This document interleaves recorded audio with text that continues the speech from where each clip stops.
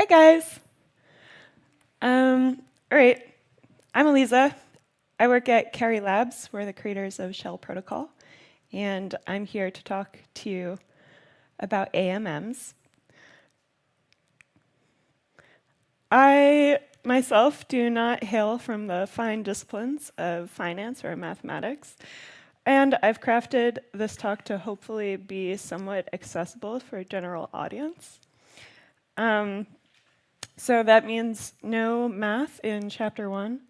And yeah, I probably made too many slides to cover everything here, but I'll do what I can. And heads up, if you don't make it through the whole talk, the big reveal is in chapter 3, the problem with AMMs. Basically, AMMs lose money. So if you're LPing in an AMM, you're probably losing money. That's how it is. Let's begin. So, what is an AMM? Let's start with the problem. AMMs, okay, so suppose you have some DAI, you want to buy some ETH. You could use a centralized exchange like Coinbase or Binance. These exchanges rely on the order book model, which means they sit around and collect individual buy and sell orders, and then they match these orders together. And if you're lucky, there's a market maker providing liquidity, which means they're always willing to trade with you, which sounds okay, but there are downsides. Centralized exchanges, first of all, have lost like billions of dollars from hacks and corruption. They're able to lose your money because they're a centralized intermediary.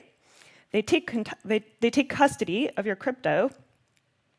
That is, assuming that you have all the required documents to access the exchange in the first place. So what are your options? Use a decentralized exchange. A public blockchain is a permissionless and censorship-resistant platform, which means you don't need permission to use it, you don't need an intermediary to process your transactions, and if it's a good blockchain, it's never going to go suddenly offline. Using a centralized exchange kind of ruins the point of the blockchain. There can exist decentralized order books, but there are still downsides to this. Order books will match manual buy and sell orders. If you see the graph, that's like just a random image of an order book. You can see the buy orders on one side, sell orders on the other side. So with order books, you always need a counterparty for every trade. And for small tokens with low liquidity, you're not always guaranteed a counterparty. Another problem is the logic is expensive to implement on-chain for an order book model. It costs gas every time you submit or cancel an order, and market makers usually do this a lot over and over again to make sure they're getting good prices. Also, it's slow. So yeah, and not to mention the regulatory headache. For example, the SEC went after Ether Delta for operating an unregistered exchange. These sound like awful problems to deal with, but never fear, you can use a money robot instead. With an AMM, you don't need a counterparty. The robot will always be able to quote you a price and instantly take your trade, and it's gas efficient. In other words, AMMs and blockchains are a match made in heaven. Like Coinbase, an AMM is always willing to swap tokens with you. The big difference is it's automatic, nobody owns it, controls it. It's an unstoppable autonomous math machine, aka a smart contract that swaps your tokens according to a pre-programmed algorithm. I promised you no math, so why am I talking about this algorithm? On blockchains, there's something called the oracle problem. In ancient times, the oracle would divine the wishes of the gods. Everybody relied on these holy vessels for correct information. People would basically believe whatever they said, go to war and stuff over it. I think that image is the oracle at Delphi. I'm not really an expert on that. So it's basically the same thing on a blockchain. There's no way to know real information about the world without trusting someone to upload that information in the first place. Which brings us back to AMMs. So how does an AMM get the exchange rate for its tokens? We're crypto people. We're paranoid. We don't trust anyone. You don't know who's operating your oracle. It could be the NSA. It could be North Korea. It could even be a dog. Thankfully, a basic AMM doesn't need any oracles at all. You can compute the exchange rate purely based on the internal inventory of tokens without any information from the outside world, which brings us back to the algorithm.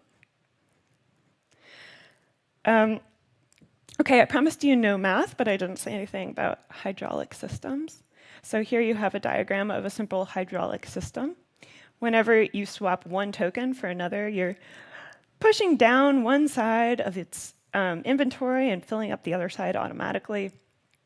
You aren't removing any fluid from the perspective of the system. The total volume is conserved. Big caveat, value is not actually necessarily conserved, but we'll talk about that later. So imagine the left side is ETH, the other side is DAI. Buying ETH pushes the bar down. The other side fills up automatically with the DAI you sold. Okay, now imagine that dashed line in the middle is the correct exchange rate. When ETH goes down and DAI goes up, it gets unbalanced, and someone has to push down on the other side, aka make an opposite trade to rebalance it. Why would someone want to make a swap just to rebalance the AMM's tokens? Here's another analogy, because I like analogies. Imagine the AMM like a balance scale. An AMM uses the ratio of the quantity of its tokens to determine the exchange rate. This exchange rate fluctuates as the ratio of its tokens changes. You can actually imagine the exchange rate as like the angle here. And every time you drop an orange on one side and eat a banana, the angle shifts a little and changes the price. Right now, one banana is worth 3 oranges, so I'm going to sell my bananas and buy oranges until they're equal again.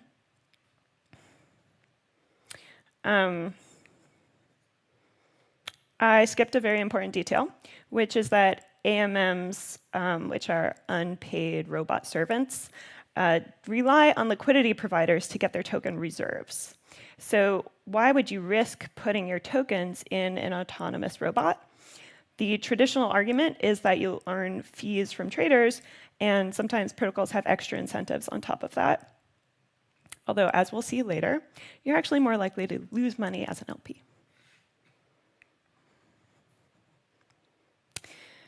All right, AMMs were awesome for DeFi. The first platforms to implement them were Bancor and then Uniswap. People usually forget about Bancor, but I guess that's because things really took off after UniV2. And yeah, basically AMMs were a big deal in crypto because anyone could permissionlessly deploy one. They bootstrapped liquidity for infrequently traded tokens. A lot of these tokens weren't listed on centralized exchanges because of the regulatory hurdle or because it was too expensive. And ultimately, it caused a surge in the ability to trade illiquid assets and was a big contributor to DeFi summer. Congratulations, we made it through part 1. All right, now we're going to talk about pricing curves, aka bonding curves, and concentrated liquidity. Getting back to that algorithm, so the problem is the ratio of ETH to DAI changes whenever you make a swap. The exchange rate will change on a sliding scale, therefore, for most AMMs. The bigger the swap, the bigger the change in exchange rate. This is also called price impact. So how do you compute the change in exchange rate? You compute it with a pricing curve, aka a bonding curve, very similar to an indifference curve in economics. And by the way, that's what it looks like. Before I get to the next slide, I want you to take 10 seconds and try to guess what the bond means in bonding curve. for the past few days, I've been asking people where they believe the term bonding curve comes from, and also how they might define it. And I've gotten some wildly different answers. So here's the real story, or at least what I've managed to figure out. The original bonding curve was defined as a relationship between price and token supply. So there's actually just one asset the AMM holds in reserve. You can use that asset to pay the AMM. The AMM will mint new tokens for you or burn them. The price of these tokens changes with supply and demand. Minting it and burning it moves the price back and forth along the bonding curve. If you don't follow that, that's okay. Allegedly, the Zap Oracles team coined the name to describe the concept as it was conceived by Simon de la Riviere, who had imagined using bonding curves in the context of curation markets. In his words, bond signifies a bonded together curation community, which was not my guess, actually, for the term. The bonding curve, however, is a classic concept of multiple discovery, or a convergent evolution if you come from biology, because at the same time, Bancor released its smart tokens, which were basically the same thing. So it was invented multiple times in our very small field. Incidentally, the first on-chain AMMs were created by Bancor. Since then, AMMs have evolved so that multiple tokens can be held in reserves within one contract, priced against each other directly. And the term bonding curve has evolved as well and taken on a broader meaning, at least in popular use, and how I'm using it now. It's basically an algebraic expression of a pricing curve in lieu of discrete buy and sell instructions. I am open to other definitions. It doesn't seem like we've really, as a field, aligned on a formal definition there yet. But it's just semantics. Okay, so many curves. There are many types of bonding curves used in AMMs. First, we have basic AMMs. You'll hear a lot about constant product, but there's also constant mean and constant sum. Hybrid AMMs are generally a combination of constant sum, constant product. With some variation. And virtual reserve AMMs are like constant product, but imagine if you multiply the reserve balances of each asset by an amplification factor. And actually, I think Shell Protocol's AMM engine, Proteus, falls into that category. And Matt has a talk on this. You should check it out. He categorizes everything very thoroughly. All right, so here's a graph of a constant product curve. Constant products are the classic standby for volatile tokens. They're like price discovery mode. If you don't know what the exchange rate is, a constant product curve will help you figure that out. The formula is x times y equals k. And here, x and y would be the quantity of ETH and DAI, for example. K is the constant, also known as the invariant. Then we have constant sum, which is theoretically good for two assets of correlated value. But it is dangerous actually to use this in practice, because if you imagine one asset going off its peg or off the correlated value, then you could actually drain the whole AMM and break it. Constant mean is used for pooling multiple assets. Also, you can add weights. There are other ways to accomplish this, like having a pool with multiple assets. You can have a system with like fractal LP tokens, which is something also that we do at Shell Protocol with Proteus. And yeah, Balancer was the one that implemented this in the first place. So to bring it back, liquidity providers want capital efficiency, and the problem is that constant product isn't efficient. What do I mean by that? So if you take a look at this graph, I mentioned that hybrid AMMs, so stable swap by curve is like the first example of that. It's kind of a combination of constant sum and constant product. And here the blue line represents stable swap. And you can see it kind of flattens around the popular exchange rate. So it's a nice compromise between those two curves.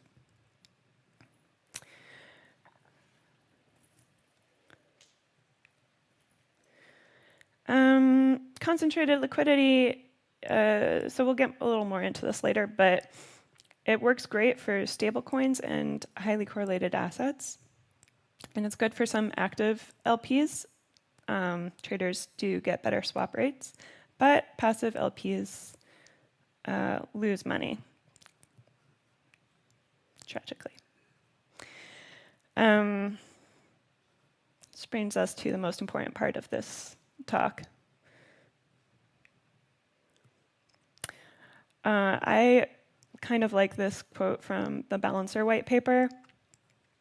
Balancer turns the concept of an index fund on its head. Instead of paying fees to portfolio managers to rebalance your portfolio, you collect fees from traders who rebalance your portfolio by following arbitrage opportunities. This sounds great, but in reality, the arbitrageurs are taking value from you. You're losing money.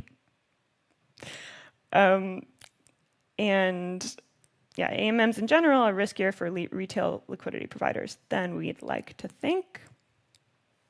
Concentrated liquidity it increases the fee revenue for LPs, but it actually exacerbates impermanent loss. And ultimately, it's harmful for most LPs. As you can see here, one analysis showed that there was a negative 30% return for most, for LPs in Uniswap, which means for every dollar that you LP, you're losing 30 cents. In other words, number go down.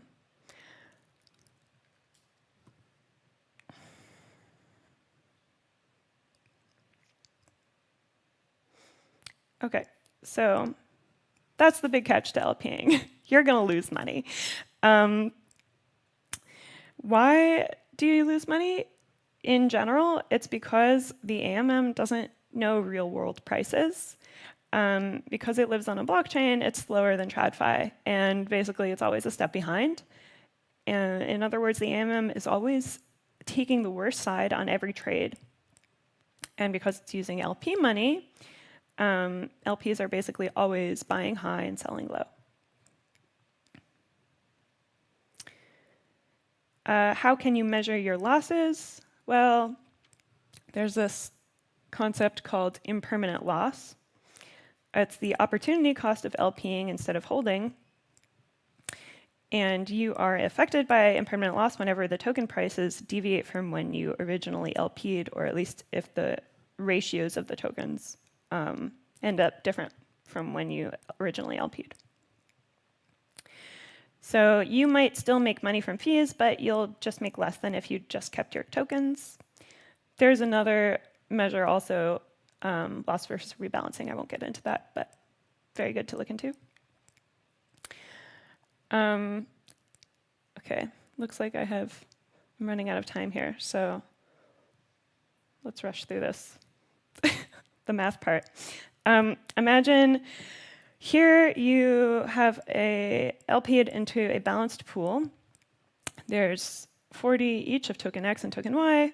Because it's balanced, the price is equal to each other right now. So to calculate your initial portfolio value, V, in terms of Y, you can do 4 plus 4 times 1, which is the price of X in terms of Y. The total value of the pool is 40 plus 40 equals 80, and you own 8. So you own 10% of the pool when you withdraw your funds. Some time passes. Imagine that the price of X quadruples, and it's now worth 4Y. As a result, the arbitrage traders have rebalanced the pool, moving the price along the curve and changing the pool reserves so that there's now only 20x and 80y. And you decide to withdraw your money. You're entitled to 10% of the pool, so you get back 2x and 8y. And if you do the math, your final portfolio value is 16, which means you doubled your portfolio value, which is awesome. However, if you compare it to what your portfolio would have been if you had been simply hodling, you can, it's 4 plus 4 times the new price of x, which is 4, equals 20. And by simply LPing, you lost 20% of your profits. Sad face. Basically, what this graph is showing is that if there's any price, any deviation price, you get impermanent loss. The blue line is LPing. The red line is hodling. And yeah, you can see the difference there whenever the price deviates. So I've probably said this a bunch of times already, but LPs are only profitable when the fees are greater than impermanent loss, and that's not the case right now. And it's our responsibility as DeFi protocols to figure out how to solve this problem. The first attempt was really to address capital inefficiency, and what I mean by that, so if most trades are happening around this 10% of the curve, so if you LP into the entire curve. So you're LPing into 100% of the curve, but you're only collecting fees on the 10% that the trades are happening in. And this is called capital inefficiency. Uniswap's big innovation was you can pick the price bands where you put your liquidity. However, you don't make any money if the price goes out of your range. And when prices deviate from your position, you suffer. So that's like a screenshot from Uniswap. The blue bands are where you put your liquidity, and the red dot is the price. If it looks like that, you're not making any money on fees.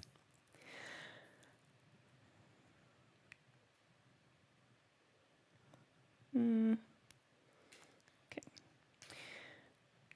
We'll just skip through this. Basically, if you are not making money, someone else is making money off of you.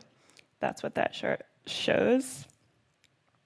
And it is a new field, but the research basically supports this analysis that most retail LPs are losing money participating in concentrated liquidity pools in particular. This is a good chart. It shows that basically the fees are the blue lines, the impermanent loss is the orange lines, and in almost every pool, the orange loss, the impermanent loss outweighs the fees. There's a big internet debate about this. That is to say, AMMs have an existential problem. And eventually, the LPs are going to start realizing this is a problem. They're going to withdraw their liquidity, and it's going to break DeFi. How do we fix AMMs? Well, there are a bunch of ideas around the space. My team is particularly interested in the idea of charging a premium for exclusive access to a pool. Basically, you charge a premium for the right to trade with the pool at some future block. And that works if you imagine the problem like LPs are selling free options on the right to trade with the pool. I'm completely out of time, so I'm just going to very quickly skip through the rest of these slides, and I can share them with you if you want to look at it later. Proteus is our AMM engine at Shell Protocol, and we hope that people will be able to use it to help experiment and solve these problems. And yeah, AMMs can be really cool, guys. Thank you.